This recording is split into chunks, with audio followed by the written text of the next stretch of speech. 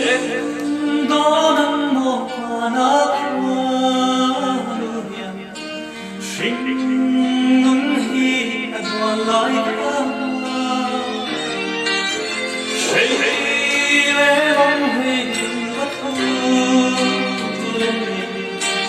sinh ngân hi anh luôn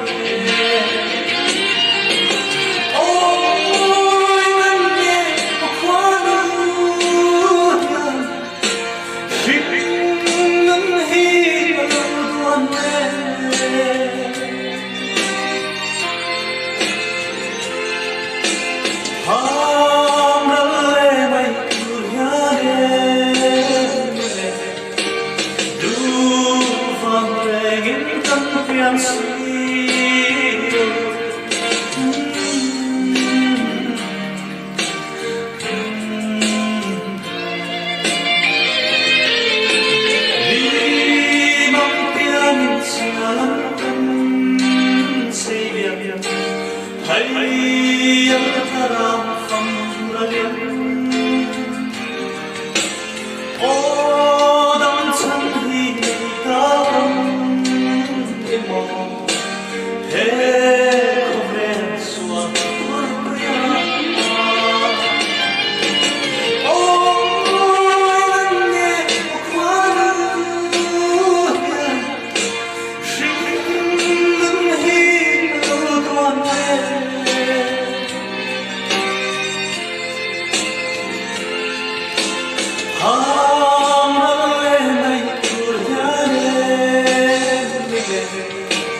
tuôn vang lên những cánh tiếng siêu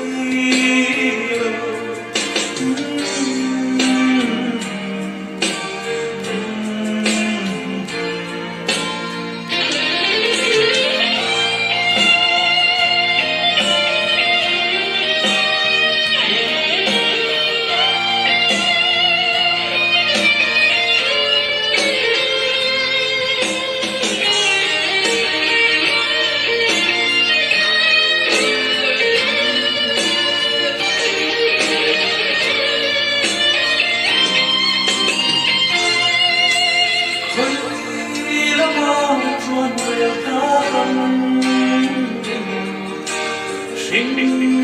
ngân hi aroli anh say theo ra khi ông ta tâm hồn ta choàng thành tiếng reo lên mồ